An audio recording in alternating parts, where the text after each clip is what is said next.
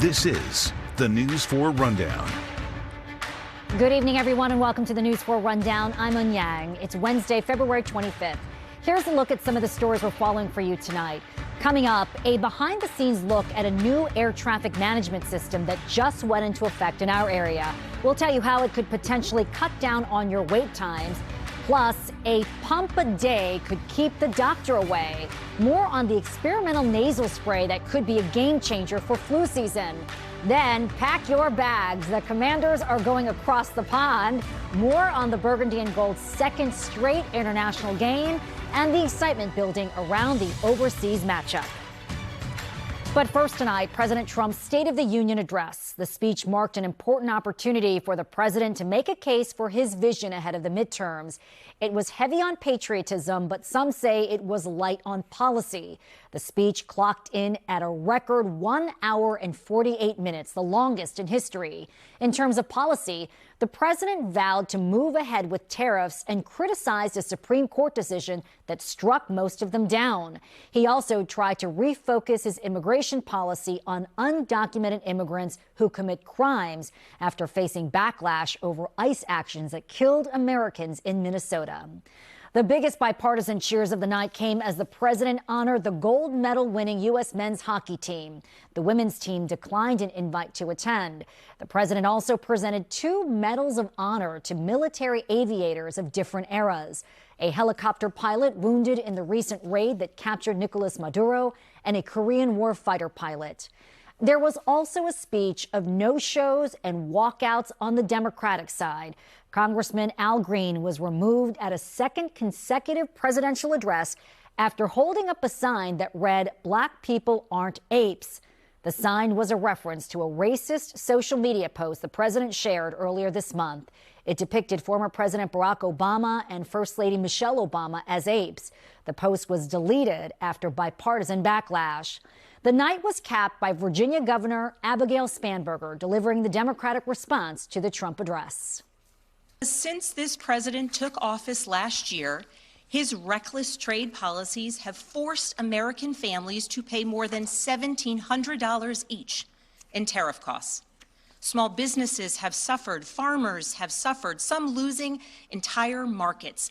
Everyday Americans are paying the price. So I'll ask again, is the president working to make life more affordable for you and your family?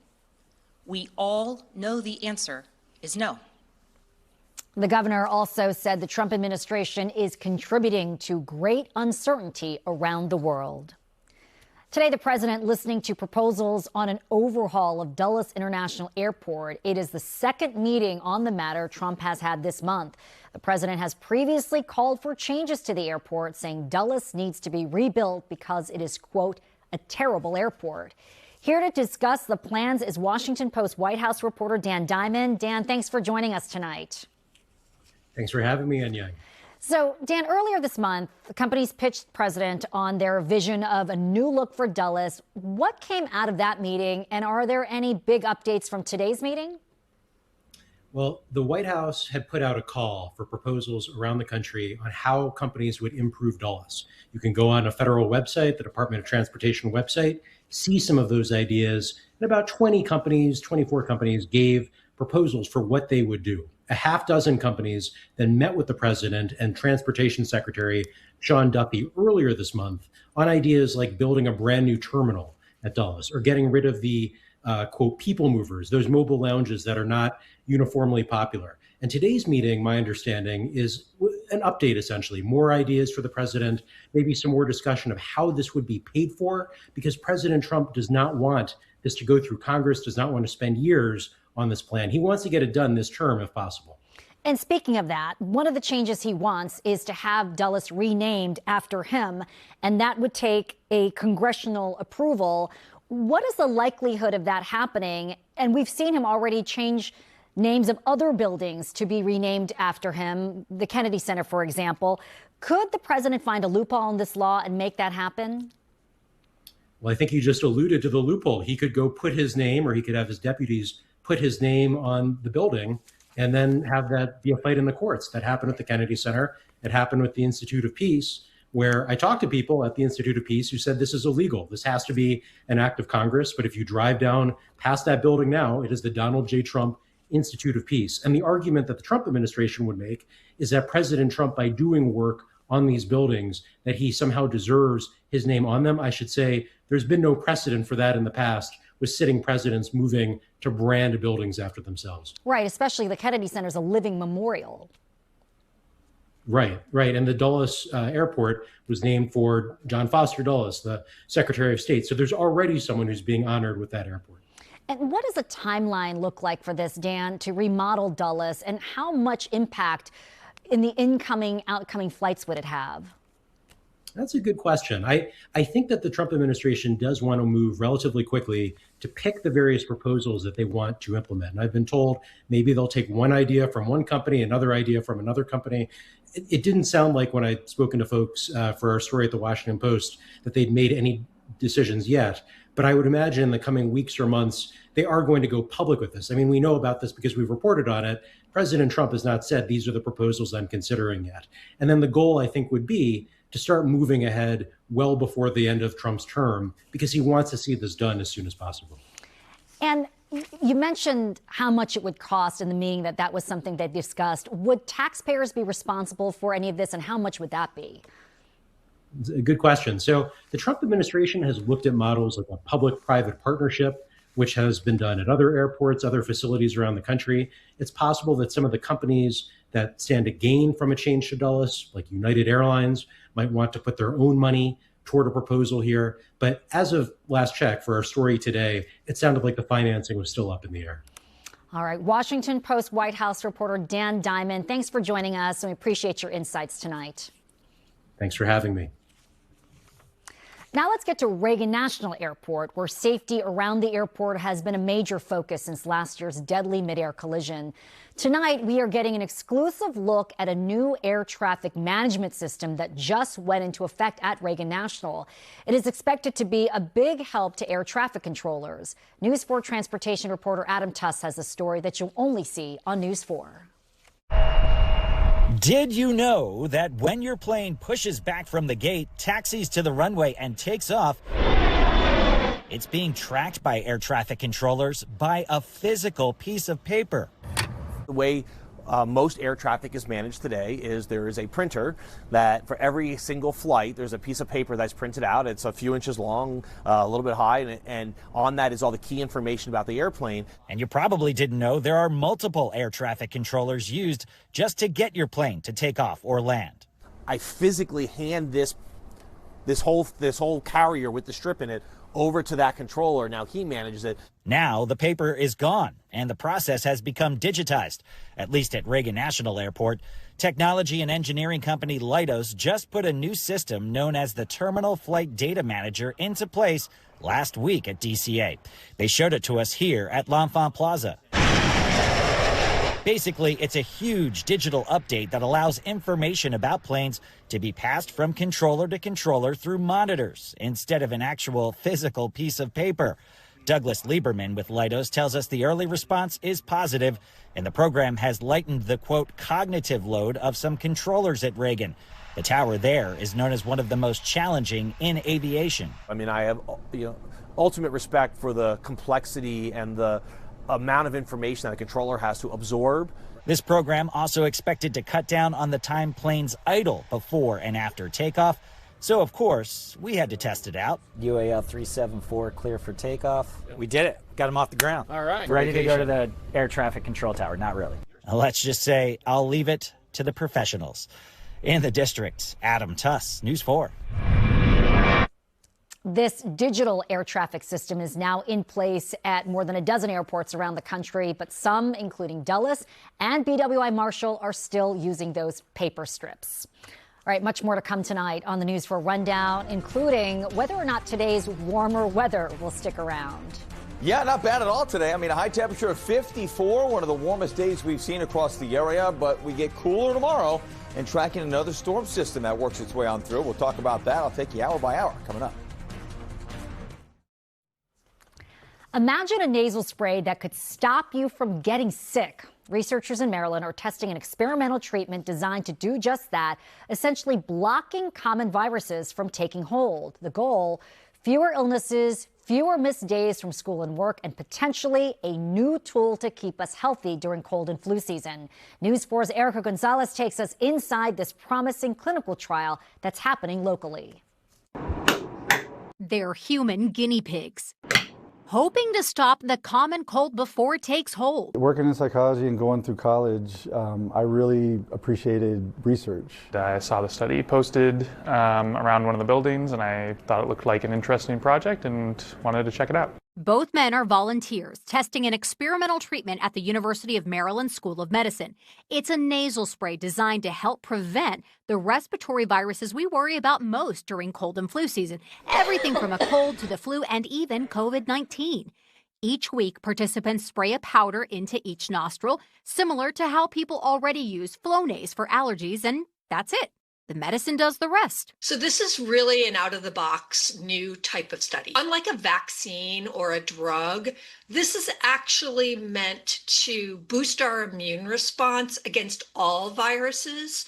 Dr. Kirsten Leik says the spray is meant to work by strengthening the body's first line of defense, targeting the bacteria and cells in the lining of your nose. By stimulating the immune response, scientists hope the body can clear viruses faster or block them altogether. Most of the viruses that we get in the cold and flu season are taken up through our nasal passageways, which have a lot of blood supply.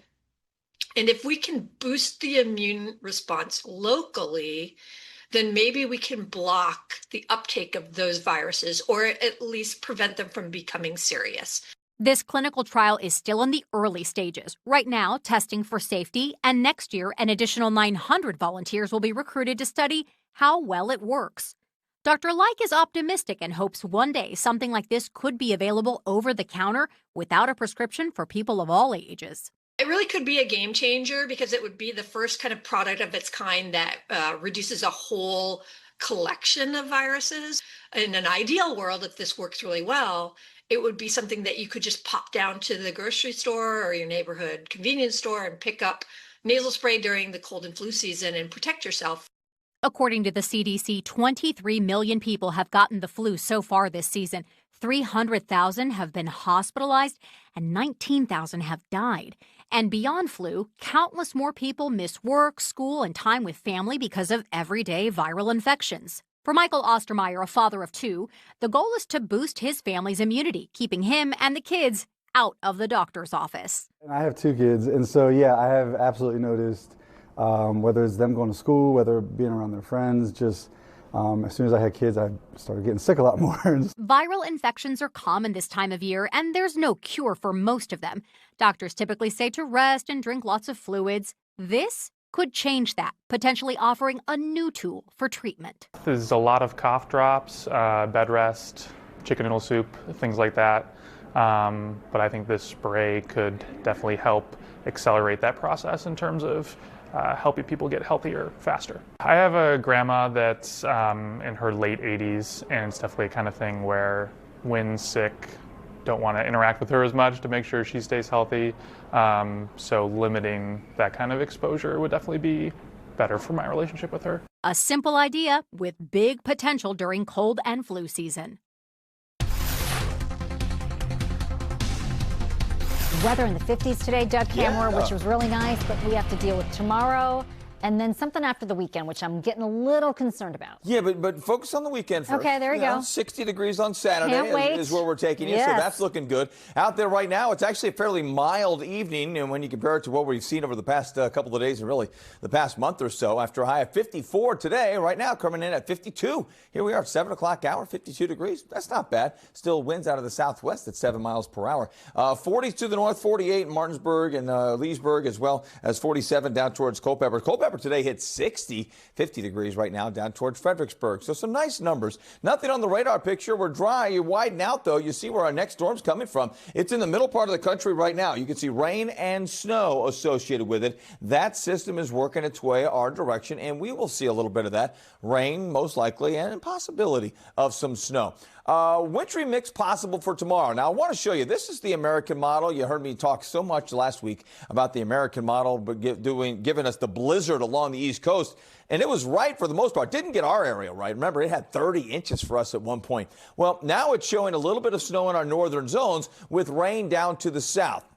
It's possible, but once again, I think this will be mostly a rain event, and I don't think the moisture moves all that far to the north, but we will see some of that during the day tomorrow. So let's time it out for you. Tomorrow morning, 8 a.m., we're dry. We have some clouds, temperatures in the mid-30s, but we're above freezing. So whatever hits the ground is going to fall in the form of rain for the most part. Look at that, 40s when the rain starts around 3 or 4 o'clock. So it will impact your evening commute, so heads up for that. Cannot rule out a few snowflakes mixed in, but once again, this is mostly going to be a rain event out there on our Thursday. So what to expect with this?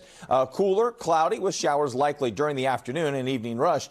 May mix with some snow at times to the north, but not a big deal, but does happen during that rush hour. Now, as we move on through the next few days, fantastic Friday at 51, 60 on Saturday. That's a great day. Sunday's not bad, but Sunday is a transition between the warmth and the cold. Look at Monday and Tuesday. That's what I was talking about, the potential for a bigger storm, and that one looks like it has a better chance for some snow and maybe even some ice. I have much more on that over the next few days. Our kids need healthy school lunches that they actually want to eat. Real Food for Kids is a local nonprofit committed to improving the quality of school meals by bringing students together with professionals to work within public schools and create better lunches. This weekend, the organization is hosting its culinary challenge, which I'm very excited to MC. Rick Barnard is the co-founder and board chair of Real Food for Kids. Thanks for being here. Thank you for having me. So why is it important, Rick, to include the students in the process? It's so important because they are the customer. They are in schools where they eat, they go home where they eat, and they go to restaurants. It's an interwoven process, and they have such diverse backgrounds and cultural experiences that they need to be part of the process in terms of what food is served at schools. That's such a good point about their diverse backgrounds. So how does the culinary challenge play out with the kids and the professionals? Well, it all starts out with learning the nutritional standards that USDA sets for school meals. Then they create recipes, they test ingredients, and they have an amazing culinary mentor with Ipa at Silver Diner that coaches them through the process. And it ultimately culminates with them presenting at the Culinary Challenge, where they get up in front of a panel of judges, and it's a sort of a mini Top Chef moment for them, and they present their dishes. Yeah, it's like a food challenge on TV. It absolutely is. Okay, yeah. so what are some of the benefits you've seen for students who've been a part of this competition? Yeah, it's amazing what they get out of it. They have an ability to make a change in a real world sense. Their voice is critical to selecting the food that is served in schools, and ultimately they have an opportunity as part of this experience to interface with some of the top chefs in the Metro DC area. And the winning recipes have an opportunity to be selected and served as school meals. And also, they've been selected in the past to be hosted on menus at local restaurants. That is really cool. And I love the success story you have with Kevin Tien, who is the chef owner of Moon Rabbit. Yes, so we have some amazing previous judges that are now sponsors. So Kevin Tien of Moon Rabbit, Tim Ya of Lucky Danger, and Rahul Vinod of Rasa and Ipa of Silver Diner, and so they now are sponsors of this culinary challenge this year. And so one of the previous contestants was selected by Kevin Tien to work at his restaurant, and so whether they join the culinary arts groups within the Metro DC area or work outside, it gives them great exposure to what it would be to be a professional in this industry. Which is really cool, because the person who was hired by Kevin Tien didn't even win the competition. No. People can make an impression. Absolutely, yeah. And the kids are so amazing. They're so creative and inspiring. Whether you win or not, you have an amazing ability to impact and inspire the judges in the room. I love it. And this year you have Chef Isabel Koss, whom I love, from Pasquale, doing a cooking demo, which is part of the whole event too. Yes, that's going to be so exciting. She's amazing, and something I'm definitely looking forward to as well. Well, I'm certainly looking forward to it too as well. All right, Rick Barnard, the co-founder and board chair. Thanks so much for being here. All right, as the NFL Combine continues out in Indianapolis, we are getting to learn more about the draft prospects. The Commanders have the 7th overall pick in the upcoming draft. Our team insider, JP Finley, is live in Indianapolis. All right, JP, the Commanders could go in many directions as they look to lock in number 7. What are you thinking here? What is the team looking for? Well, I know you watched every game last year, and I'm guessing you screamed more at the defense than you did the offense. Oh, Most people think with the 7th pick, you got to go defense, right? Absolutely. So we'll eventually see what ends up happening, but there are 3 standout edge rushers in this draft. And if you watch the Commanders last year, you know they needed help getting after the quarterback on the defensive side of the football. Now, the 3 biggest names are David Bailey from Texas Tech, Arvell Reese from Ohio State, and Miami's Reuben Bain. If you watch the college football playoff, Reuben Bain was a beast. This is a guy that is all about football all the time, really high motor and versatile on that defensive line, can bump inside a little and go outside to get after the quarterback. When you let Bain explain what he's about, it becomes clear he could be a real option at number 7. Just because of my mindset, how I prepare myself day in and day out, how I stay in the building at all times, how I'm working day in and day out, and being the player that I am. I grew up watching Chase Young when he was at O State, and when he went to the Washington Commanders, I could tell you probably every highlight he had his rookie year. So it's a blessing to be either way I go. Whatever team end up picking me, going to get the best out of me, going to get the best player in the draft, in my opinion. I'm going to come in with the mindset to work every day, prove myself in the locker room, and just be the person that I am. I eat, sleep, and breathe football. That's all I do. I don't have no other hobbies, no other real interests outside of football. That's all I care for. That's all I want to do. I feel like I'm versatile, and I got a high motor. I could do it at any position, at any time, with the best effort. And it's on film. It's not something I'm just saying. Like I said, it was great. Coach Quinn, he has a history, Coach JT, with me, so I already knew what to expect going in, and my mindset was just to go and get my best foot forward, and that's exactly what I did. Sounds like some ties there between Bain and the Washington Commanders, between Jason Taylor, Dan Quinn, watching Chase Young. Now, that's not the only news today for Washington. The team is officially going overseas again this fall. The team's going to be playing in London. Remember last year they played in Madrid. This year they're heading to London. A lot of excitement there. If you remember back 10 years or so ago, they played in London, and that game ironically ended in a tie, which I assume the English crowd is used to with soccer games. Happens pretty rarely in the NFL. Right. But look at this blast from the past. Jordan Reed right there, the star tight end for Washington for a number of seasons. You see Jay Gruden was coaching the team. Dustin Hopkins to win the game. Misses it, and it's a tie. Look at Trent Williams. Look at Dustin Hopkins. Kirk Cousins, Hail Mary at the end. Not going to get it done. Now, going back to London is going to be super exciting, but I do have a question for you. Obviously, the players were here. The guys that are here at the Combine, Reuben Bain especially, they're in the best shape of their lives. They are built for this. Now, Kerwin and I got here about 8 a.m. to talk to these players. We're still here now, about 12 hours later, and we got all ears coming up at 8:30.